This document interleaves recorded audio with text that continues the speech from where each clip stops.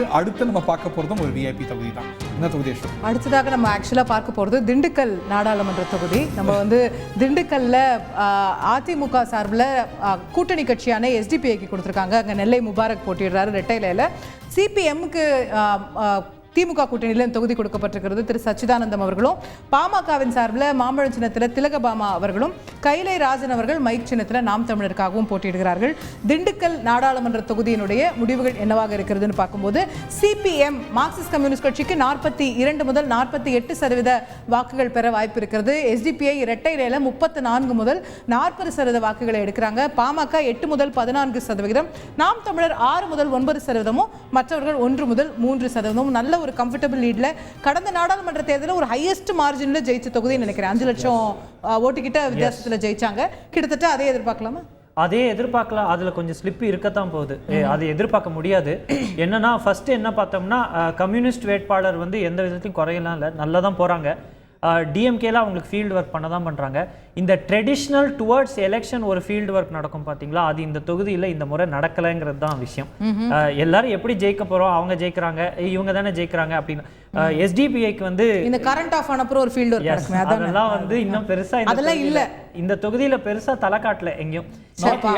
Not yet, maybe not, அதுதான் நம்ம கேள்விப்படுறது. SDPI பார்த்தீங்கன்னா ஆக்சுவலி ஃபுல் ஃபோர்ஸா இறங்கி அவங்களோட மைட் காட்டணும்னு அவங்க இருக்கிறதுனால பிஜேபி என்ன பண்றாங்க, பாமகவுக்காக கொஞ்சம் இன்னும் அண்ட் பாமகக்கான ஒரு ஓட்டு இங்க இருக்கு. இன்னைக்கு as we speak, if I'm not wrong, திரு அன்புமணி அவங்க எல்லாம் அங்க தான் கேம்பெயின் தொடர்ந்து நின்னுட்டு இருக்காங்க. அவங்க மண்டலத்தை தாண்டி அவங்க நிக்க கூடிய சிறுபான்மை ஓட்டுகளை கணிசமா எடுக்கிற ஒரு தொகுதியா இதை சொல்லலாமா? எஸ், கணிசமா அப்படின்னா அதிமுக மற்ற தொகுதிகளை பார்க்கும் பொழுது சிறுபான்மை ஓட்டுல ஒரு சங்கிங் எடுக்கிறதுக்கான பிஜேபி கூட்டணியிலேருந்து வெளியில வந்ததோடைய பலனை இந்த தொகுதியில் அவங்களால பார்க்க முடியுதா? நம்ம எப்படி பார்க்குறோம்னா பிஜேபி கூட்டணியிலேருந்து அதிமுக வெளியில வந்தாலும் ஒரு பரவலான ஒரு இது என்ன இருக்குன்னா திருப்பி போய் சேர்ந்துட்டாங்கன்னா அந்த சந்தேகம் இன்னும் இருக்கு. அந்த ஒரு ஒரு ஒரு வேட்பாளர் நிக்கிற இடத்துல கூட அந்த சந்தேகம் இருக்கு. அதிமுக அதனால தான் இங்க எடுப்பாங்கங்கிறோம்.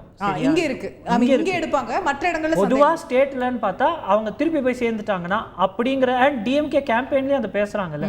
இங்கெல்லாம் அவங்க எஸ்டிபி as you said அவங்க நிக்கிறாங்க. அவங்க ஒரு ஃபுல் ஃபோர்ஸா ஒரு கோஆர்டினேட்டட் டீமை கொண்டு வந்து ராமநாதபுரத்தில் எப்படி ஒரு கோஆர்டினேட்டட் டீம் ஒர்க் பண்ணுதோ அந்த மாதிரி எஸ்டிபிஐக்கும் ஒரு கோஆர்டினேட்டட் டீம் ஒர்க் பண்ணுது. அதெல்லாம் பார்க்குறோம்.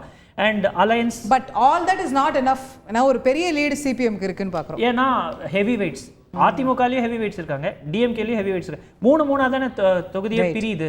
பிரியும் போது மினிஸ்டர் சிட்டிங் மினிஸ்டர்ஸ் அவங்க எல்லாம் they are taking. So we are calling this for CPM. Yes. CPM அங்க திண்டுக்கல் தொகுதியில ஒரு மார்க்சிஸ்ட் நாடாளுமன்ற உறுப்பினர் போக போறார் திண்டுக்கல்ல இருந்து. அடுத்து செய்திகளை உடனுக்குடன் தெரிந்து கொள்ள உடனே சப்ஸ்கிரைப் பண்ணுங்க.